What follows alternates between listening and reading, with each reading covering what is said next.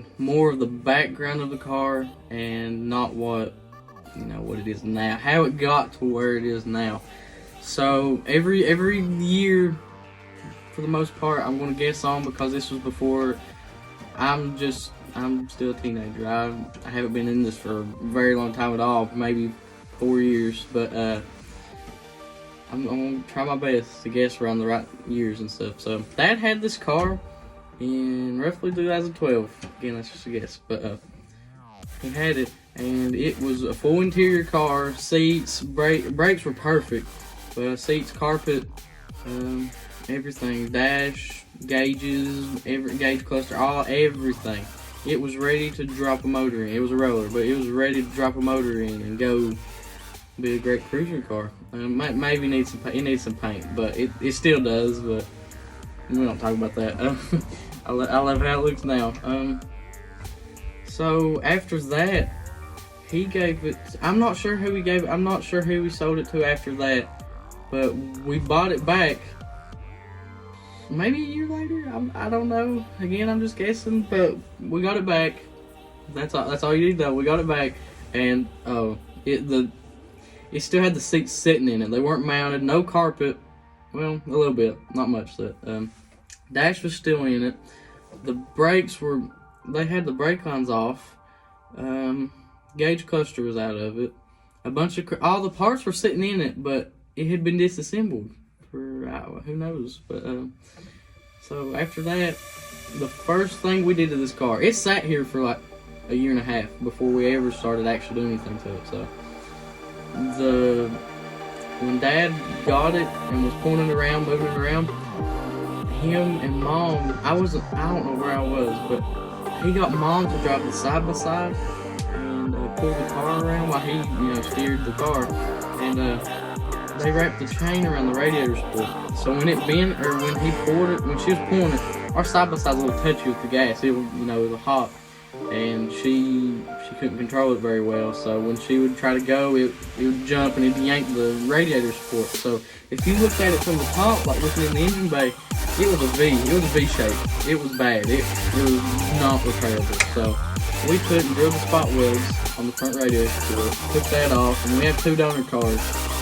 And we took the radiator support off the donor car, put it on here, welded all spot welds back, and from there we finally put it in the garage for where it lived. That's where it lived for probably 2 years. We worked on it for about 2 years. But we put it in the garage, and I remember the first thing we actually worked on was the brakes. We go to swap meets every year, but with this COVID we can't really. But we worked on the brakes, got UPR brakes, caster camber plates, rerouted all the brake lines, got those working. So I had brakes. I already explained the motor. We dropped the 393 in and got the Greek size converter. But we stripped the interior, and that was probably the hardest part of this car, was this rotation. It was crazy, and I didn't even do all the work. I didn't even do barely any of it. I stood here and I helped him hold them up and stuff while he welded them. And I watched him bend them. It was a great learning experience. I can't wait to be one of my. This is my car. I feel it's my car and my dad's, but I can't wait to build one myself after college. But after the roll cage, we put the motor in it, like I said. We had a C4 in it, 3-speed C4. No trans brake. No trans brake, nothing. Just gonna be a foot brake car. But, by the way, the vision of this car changed a lot in Dad's mind from the beginning of it to the end. It was just gonna be a little street cruiser that we could take to the strip, but that quickly changed and is a full-on full drag car. I'm sure we can make it street legal, but it's a drag car. It's just for fun on the weekend. So after we got the car built, the first weekend out, almost my birthday, it was April something, I got home from school, and it was a testing tune at the drag strip, and it's one that's, we don't live near any within an hour. We do, but they only do no prep, and we're not about that. But the closest one that does bracket racing, like we're into, is an hour and a half away. And we went to the one that's 2.5 hours away. And it's a full quarter-mile track, but we only done 1/8 mile. We do 1/8 mile and 300 foot and 330 foot. But we went down there and we took the car, and it ran the first pass out. First pass on a new set of slicks it's iffy. The first few passes, actually, it's going to be a little swirly. You can't really get nothing off of it. But first pass, it ran I believe it was a 690 something in 1/8 mile, which was good for speeding that much. It wasn't too bad. 103 mile an hour is what it clocked in at. I have the tickets up there. I'm in the box there, obviously, but the tickets are up there from it, time slips, and we got it back, and we ran it about, I think we ran 4 passes that day, and I believe the fastest we got it was a 680 something. That's just me guessing. I'm not sure. It could have been a 710, but the next time we took it out was on my birthday at the 300 foot track I was talking about, the hour and a half away track. In Fort Gay, West Virginia. It's the one that I post at all the time. Post about. It went a 401 or 402 flat. 402 flat in the 300 foot at that track. And we got rained out that day, so we come back, and it's another month or so before we even get to race again. It's July 4th. It's an Independence Day race at the bigger track, 2.5 hours away. So we took it there, and that's the day it dropped the valve. Terrible day, but so we got it back. We put this motor in it. It's in it now. I wasn't expecting it to do absolute crap. Was not expecting it to do anything. But took it to the track after getting it put in. And in that 300 foot, it went a 745 with Dad in it. And Dad's a 350 pound guy, so, weighed it out a little bit. So we took it down there, and it done that, 445.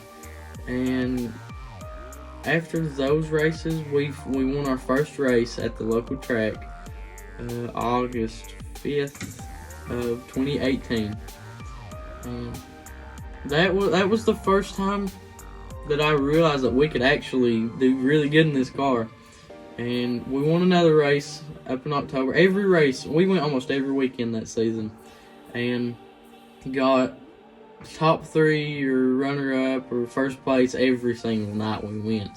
It seemed like just a fluke when we didn't make it that far, but we rarely had to buy back too.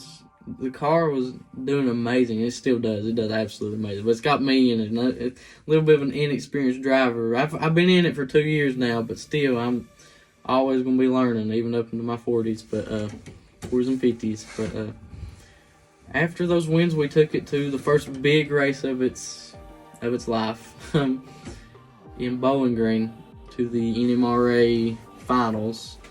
Ran bracket 2. And got down to the top 6 out of like 70 some cars, and lost there. That was also awesome. They only done first round buybacks, nothing else. No, and it was really high to buy back. I remember that. But we lost that.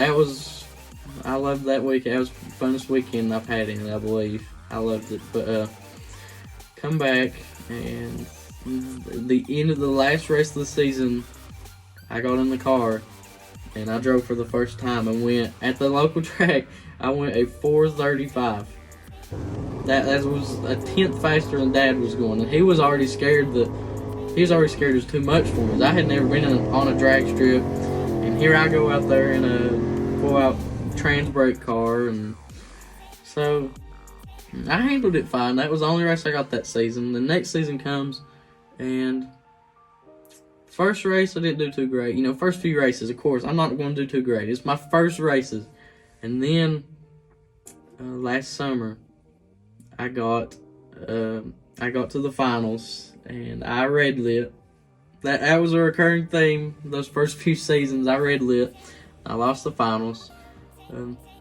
Next season comes, last season, and we take it out. The most we had since the first season we ever had it out. And I won my first race. That was amazing. That was pretty awesome. It was July of last year, and I got runner-up another time in September.